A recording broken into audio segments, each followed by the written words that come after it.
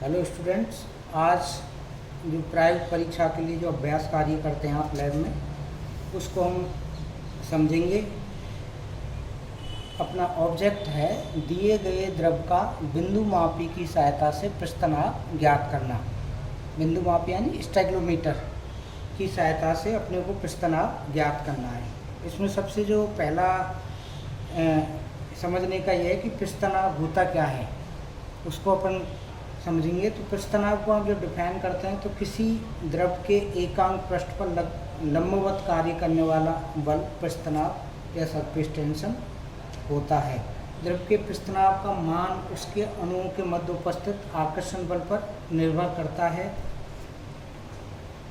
पृष्ठनाभ के कारण बूंद क्या करती है, छोटे होने की कोशिश करती है, जिससे वो ड्रॉप नीचे ड्रॉपलेट के रूप में गिर जाती है। आवश्यक उपकरण इस प्रयोग में बिंदुमापी या स्टेगलोमीटर, बीकर, रबर की नली, तापमापी इत्यादि काम लेते हैं। और इसका जो सिद्धांत है वो γ2 = d2/d1, n1/n2 = γ1। γ2 द्रव का पृष्ठनाभ है जो अपने को ज्ञात करना है, जबकि d1 जल का घनत्व जो कि कितना होता है 0.9956 या लगभग 1 ग्राम पर मिली। d2 है द्रव का घनत्व जो कि कितना होता है 0.781 ग्राम पर मिली। n1 और n2 जो कि अपने को ज्ञात करना है, n1 जल की बूंदों की संख्या और n2 जो भी आपको द्रव देंगे जिसका पृष्ठनाभ ज्ञात करना है उस द्रव्य की बूंदों की संख्या। γ1 जल का पृष्ठनाभ जो कि कितना है 71.18 डायन पर सेंटीमीटर होता है। ये निश्चित होता है क्योंकि जल को आप उसमें ले रहे हो, जल की बूंदों की संख्या को ले रहे हो, जो दूसरा है वो द्रव की बूंदों की आप काम में लेंगे। अब हम इसको प्रयोग करने से पहले जो आपने स्टेगलोमीटर को आपने देखा होगा लैब में, या बिंदु मापी में जो तरीका है क्या है, इसको सबसे पहले हम क्रोमिक अम्ल से धोते हैं, बाद में आसुत जल से धोते हैं और इसको बिंदु मापी को ओवन में सुखा लेते हैं। और अब इसे स्टैंड पर अपन रख लेंगे। मेनली इसका क्या है कि आपको इसमें आप ये देखना है कि यहाँ पे आप स्टॉप कॉक की सहायता से इसको बंद कर लेते हैं और इसमें आप द्रव जो पहले जल की बूंदों को काउंट करना है तो आप क्या करेंगे, इससे शक करेंगे और इसको कहाँ तक लेंगे, m एक यहाँ पे निशान होता है, ये आपको दिख जाएगा आसानी से। m बिंदु तक इसको क्या कर लेते हैं, शक कर लेते हैं। उसके बाद जैसे ही जल की सतह पर ऊपरी चिन्ह m तक आ जाए तो आप क्या कर देंगे, बूंदों की संख्या काउंट करने लग जाएंगे कि कितनी बूंदें गिरती हैं।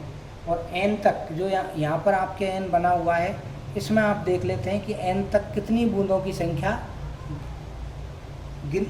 गिरी है और उनकी बूंदों की संख्या को अपन काउंट कर लेते हैं। तो इसमें सबसे पहले जो ऑब्जर्वेशन आप टेबल बनाते हैं तो उसमें क्या करेंगे, जल की बूंदों की संख्या, इसको आप 3 बार इस प्रयोग को रिपीट करेंगे जिससे इसकी एवरेज वैल्यू आ जाएगी। इसके बाद हम क्या करते हैं, जब जल की बूंदों की संख्या आप काउंट कर लेंगे उसके बाद द्रव की बूंदों की संख्या को काउंट करते हैं। तो वही मेथड है इसको कि आप क्या करेंगे, m बिंदु तक इसको शक करेंगे और उसके बाद n बिंदु तक जो m से n के मध्य में जितनी बूंदें आपको स्टेगलोमीटर से गिरती हैं उनकी संख्या को क्या कर लेंगे, काउंट कर लेंगे। इनको भी आप 2 या 3 बार रिपीट करेंगे जिससे आपको जो वैल्यू प्राप्त होंगी वो क्या होंगी, आपके एवरेज वैल्यू अपने को प्राप्त हो जाती हैं। हमने जब प्रयोग को करते हैं तो जनरली स्टेगलोमीटर जो आपके है इसके आधार पर अलग अलग संख्याएं बूंदों की संख्या द्रव की और वाटर की आएंगी। तो हमने जो वो किया था प्रैक्टिस, उसमें क्या आया था 64, 62 और 60 ये, और N1 का मान आपने निकाल लिया तो कितना आ गया एवरेज 62। इसी तरह द्रव की बूंदों की संख्या, जो आपको द्रव दिया जाएगा कोई भी अननोन, उसके आधार पर तो इसकी संख्या क्या आई आपको 166 पहली, दूसरी आई 161 और तीसरी आई 156। तो N2 क्या हो गया, इसकी एवरेज वैल्यू कितनी हो गई 161। अब इसकी कैलकुलेशन आप गणना में आपके इसी में मान रखना है। किस में मान रखना है, गामा 2 बराबर d2/d1 into N1/N2 into gamma 1। तो इसको जब सॉल्व करते हैं तो आपकी अलग अलग वैल्यू आएंगी प्रयोग में, जैसे आप करते हैं तो d2/d1, N1/N2 और गामा 1, इसकी वैल्यूज आप मैंने बताई हैं जो फिक्स हैं, उनको आप रख देंगे 781/1 इंटू 62 आपकी N1 है बूंदों की संख्या और N2 है 161, और आपके द्रव का घनत्व, आपको जल का पृष्ठ तनाव आपको क्या दिखा रखा है 71.18 डायन पर सेंटीमीटर। तो आपका गामा 2 का मान क्या आया जो आपने सॉल्व किया 21.40 डायन पर सेंटीमीटर। अब आपकी ये जो वैल्यू आई है इसको आप क्या कहोगे, रिजल्ट में क्या लिखोगे, दिए गए द्रव का तापक्रम पर। अब जिस मौसम में आप अलग अलग लैब का अलग अलग टेम्परेचर होता है, आज की स्थिति में अलग होगा, गर्मियों आप मई जून में करोगे या आप विंटर में करोगे, तो दिए गए द्रव का 30 डिग्री, जैसे आज आपने किया तो 30 डिग्री है इस टाइम रूम टेम्परेचर या लैब टेम्परेचर पर तापक्रम का प्रस्तनाव 21.40 डायन पर सेंटीमीटर आप है।